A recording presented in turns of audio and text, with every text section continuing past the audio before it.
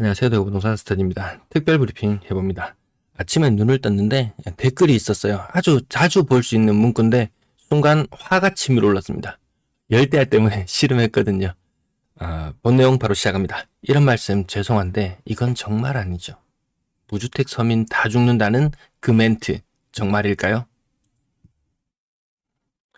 무주택 서민들 전세 사다리로 내 집 마련하는 걸 원천 봉쇄하는 거죠. 대대로 영원히 국가복지에 의존하고 살면서 민주당 신봉자 되도록 영원히 복지국가에 의존하고 살면서 하여튼 어디 언론 같은 데서 말하는 거 다 들어가 있습니다. 언론에서 전세 사다리 이런 거 다 들어 있어요. 자, 주요 뉴스 몇 가지 보고 그리고 저 내용에 대해서 한번 살펴보도록 하겠습니다. 부동산 증세 온다 술렁. 자, 867만원, 1256만원. 근데 이렇게 공정사 시장가액 비율이라든지 건들 수 있는 건 세 가지죠. 세 가지. 첫째는 세율을 높이는 것. 사실 종부세니 이렇게 가릴 필요 없습니다. 우리 소득 연봉 얼마에 따라 가지고 연봉 2억 되는 사람이 세율이 거의 한 50% 가까이 되죠. 49% 정도 되나요? 2억 벌면 1억 세금 내거든요. 근데 2천만 원 벌면 세금 거의 안 내거든요. 예, 그런 것처럼 종부세니 나눌 필요 없이 세율을 아예 처음부터 다르게 해야 된다. 이건 제 기본적인 생각이고요. 어쨌든 요거는 법을 바꿔야 되기 때문에 쉽지 않다. 그 다음에 지난 정부에서 공시가율을 올려놨던 거를 답으로 내렸죠. 세금을 한번 걷기는 어려워요. 한번 세율을 한번 낮춰놨던 걸 높이는 건 다 좀 어렵습니다. 세금 많이 안 거쳤기 때문에 이걸 다시 올린다고 하는 건, 그 다음 공정시장가액 비율, 공시가 현실화율도 지금 이거 제대로 안 되고 있었습니다. 다시 역주행하고 있었습니다. 그 다음 공정시장가액 비율 상향, 요거를 지금 건드려서 이렇게 세부담을 올리려고 하는 것, 세부담을 올리려고 합니다. 그것도 아주 비싼 아파트들, 이 부담이요. 지난번에 말씀드렸잖아요. 50억짜리 아파트 가지고 있어도 세부담이 0.9%. 이것도 올렸을 때 0.9%. 엄청 부담스러워 보이죠. 50억짜리 거의 5천만 원 세금을 내야 된다. 선진국 기준으로 비하면은 이 정도는 그렇게 부담스러운 거 아닌데, 이것도 서민 다 죽이는 겁니까? 이거 서민 다 죽이는 겁니까? 그렇게 보기는 어렵겠죠. 자, 금융당국 자기들끼리 이제 모여가지고 충성 경쟁할 수밖에 없습니다. 예, 앞에서 손해보고 뒤이. 예, 앞에서 져주고 뒤에서 이득을 봐야 되니까. 자, 부랴부랴 모이면 또 뭡니까? 이 부동산 대출 또 더 억눌리는 거겠죠. 자, 여러 가지 대책들이, 정부의 대책들이 나오면서 이 정부 대책을 어떤 거 내놨을 때 거기에 대한 반발인 거죠. 어떤 정부 대책을 내놨을 때 서울도 마이너스 프리미엄이 등장했답니다. 집값이 떨어지는 거죠. 집값이 떨어지는 거. 신축 마이너스 프리미엄. 그럼 구축들은 더불어 같이 떨어지죠. 이거 보니까 떠오르지 않나요? 3억 원의 시세 차이 기대된다며 청약 경쟁률이 164대 1에 달할 정도로 인기였던 아파트. 근데 지금은 분양가와 동일한 수준. 이거 집 살려고 했던 서민이었다고 생각하면은 3억을 번 겁니다. 청약 경쟁률 164대 1. 안전마진 1억. 20억 간다는 그 아파트, 옆에 있는 아파트.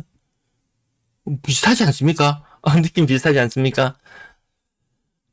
요거 말고 다른 거 사먹어도 됩니다. 자, 요 링크 좀 이용해주세요. 아니면은, 에어컨 이게 전기요금 때문에, 정말 전기요금 때문에, 제가 전기요금 때문에 이거, 다시 멤버십을 부활해야 되나 이 고민까지 살짝 들 정도입니다.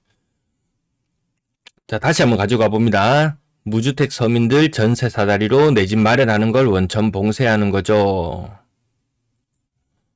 결국 이거잖아요. 이게 정치병. 무주택 서민 전세 사다리를 걷어차는 건가 정말? 내 집 마련하는 걸 원천 봉쇄하는 건가? 저는 내 집 마련하는 걸 도와준다고 생각하거든요. 자, 먼저 서민. 늘 나오는 이 서민 드립 있잖아요. 서민 드립. 서민부터 한번 봅시다. 사회적 특권이나 경제적인 부를 많이 누리지 못하는 일반 사람이라고 한다. 이건 아닐 것 같고, 맞죠? 2번보다는 오히려 1번. 1번 중에서도 경제적 부, 특권도 아닌 것 같고 그냥 경제적인 부를 많이 누리지 못하는 일반 사람, 그러면 어느 정도 계층을 서민이라고 보면 될까요? 평균? 대한민국의 평균? 혹은 중위? 상위 30%? 얘를 서민이라고 볼까요? 아니면 상위 50%? 얘를 서민이라고 볼까요? 얘 기준으로 한번 봅시다. 여기에는 지금 챗GPT 제가 무료 버전을 쓰다 보니까 이것도 좀 맞죠? 이 유료 버전 좀 쓰면 좋을 텐데 무료 버전을 쓰다 보니까 똑바로 안 나옵니다. 하지만 우리는 기억하고 있습니다. 2.4억 정도가 중위자산입니다. 대구 기준으로 봤을 때 2.4억 정도가 중위자산이에요. 물론 연령대가 낮아지면 자산은 훨씬 더 낮아지죠. 이 서민 30대, 20, 30대는 요건 조금 20대는 맞는 것 같고 30대는 요건 조금 심한 것 같고 어쨌든 맞죠. 수치 자체는 조금 안 맞는 것 같아요. 무료 버전이라서 그런 것 같아요. 아무튼 2.4억 정도 되는 이 사람을 서민이라고 한번 가정하고 한번 계산해 볼게요. 분명 이 평균의 함정, 평균 5억 4천입니다. 자산이 평균 자산 상위 30%에 있다면 그마저도 한 1억 정도 빚을 지고 있는 거죠. 순자산 기준으로 했을 때는 4억 5천만 원 정도 있으면 대구에서 상위 30% 안에 듭니다. 대구에서 2.4억 정도 있다. 그러면 한 50% 안에 들 수 있습니다. 무주택 서민 집 사는 걸 막는다. 자, 그래서 대충 한 2억 8천짜리 정도 아파트 한 개 가져와 봤습니다. 롯데캐슬레이크 20년차. 가장 최근 실거래 일자 중에서 가지고 와봤어요. 가격이 조금씩 빠지고 있거든요. 얘도 많이 꺾였을 때 정말 한 2억 6천, 2억 5천 이 수준까지 23년 1월 달에 빠졌던 것이 다시금 재차 반등을 해서 시장에 돈 풀고 대출 잘 내주고 막 특례보금자리론 하고 신혼부부 하고 하니까 이 돈이 풀리니까 오르긴 조금에 올랐어요.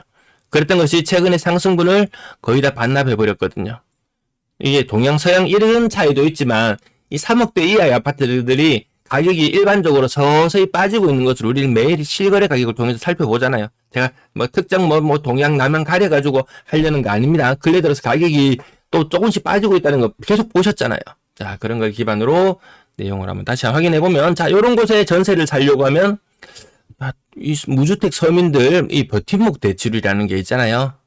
디딤돌, 버팀목, 이런 것들 많이 있어요. 무주택 서민들 위한 대출.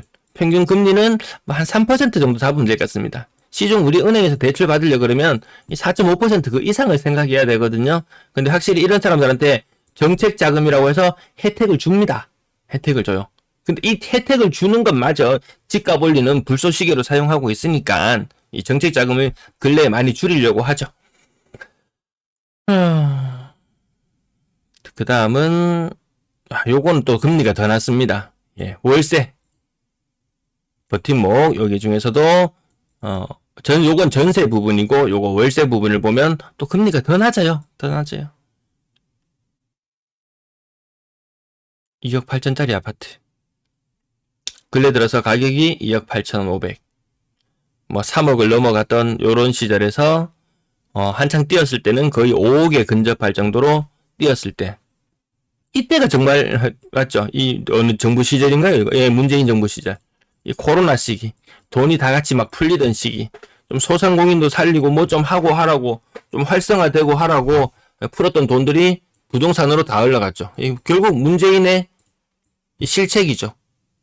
문재인 정부의 실책이죠. 이게 부동산으로 다 흘러가지 않도록 충분히 가능했을래나? 인간의 욕심을 막을 길은 없는데, 아무튼 그 돈이 부동산이나 투자 시장으로 다 흘러가 버렸고, 결국에는 그 시기 이후로 진짜 이 중소상인들 정말 고난의 시기를 버티고 있죠.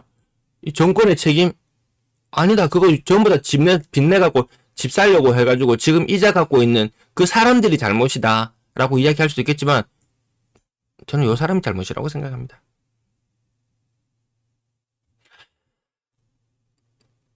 그럼 이것도 문재인 깠다고 또 욕먹어야 되나요? 자빨이라고 맨날 이러는데 그런 얘기 하지 말자고. 전 순수하게 정책적인 입장이나 이런 것들로 봅니다. 자, 한 1년 전에 3억, 그래도 평균 3억을 살짝 넘어갔던 것 같은 집값들이 서서히 조금씩 빠지고 있는 것 같은 그런 기분 아시잖아요? 근래 들어서 조금 빠지고 있는 느낌.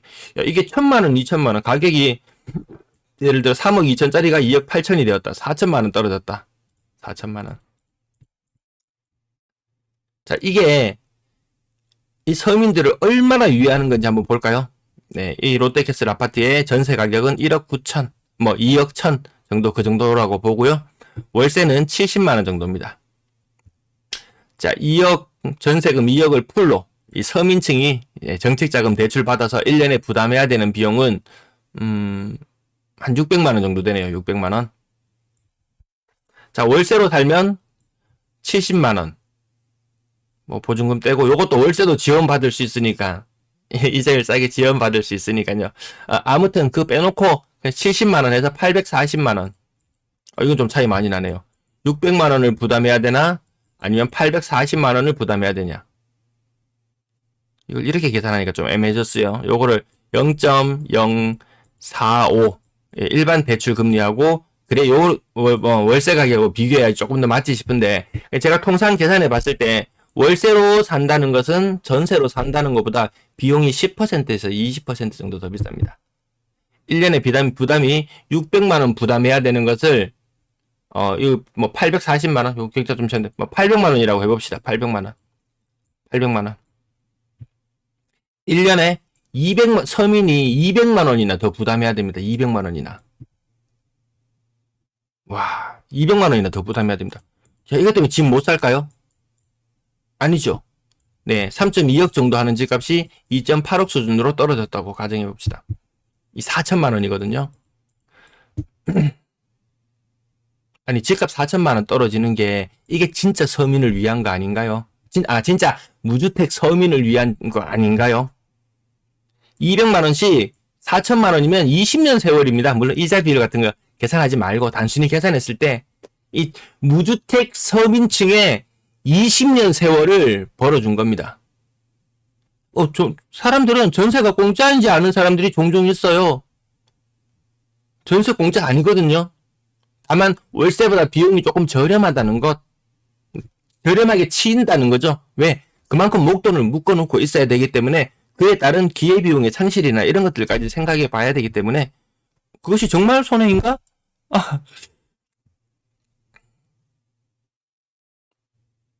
전세가 집값을 밀어 올린다는 이야기 종종 들어보셨죠? 전세자금 대출 규모가 200조에 달합니다. 전체 시장에서 전세금이 들어있는 것이 1000조 정도라고 하죠. 그래서 이것이 워낙에 크기 때문에 뭐 전세와 월세를 아무리 강조하지만 그게 실현되기가 힘듭니다. 집주인들이 보증금을 1000조를 돌려줘야지 이 전세 시장은 막을 내리게 되는 거거든요. 자, 시장에 그만큼 돈이 풀렸죠? 그래서 집값이 올랐죠? 돈이 풀린 만큼 집값이 오른다고 하죠? 전세 장점과 집값이 올랐죠? 시장에 돈을 지금, 특히 부동산 시장에 지금 돈을 걷어들이는, 축소하는 정책들이 나오고 있죠? 그럼 알아서 집값은 떨어지겠죠? 집값이 10% 정도만 떨어져도 서민들은 10년, 15년 세월을 그냥 꽁으로 얻을 수 있는 거거든요. 그래서 무주택 서민들이 지긋지긋하다. 전세의 장점과 단점 분명히 있을 거예요. 하지만 언론에서 이야기하는 것을 무비판적으로 앵무새처럼 되뇌지는 말자고요. 제가 이 말을 하고 싶어서 아침에 긴급히 방송을 찍고 이제 출근해야 되겠습니다. 예약 업로드 걸어놓고 갑니다. 전세가 공짜인지 아는 사람이 있는데 그거 공짜 아니에요. 진짜 감사합니다.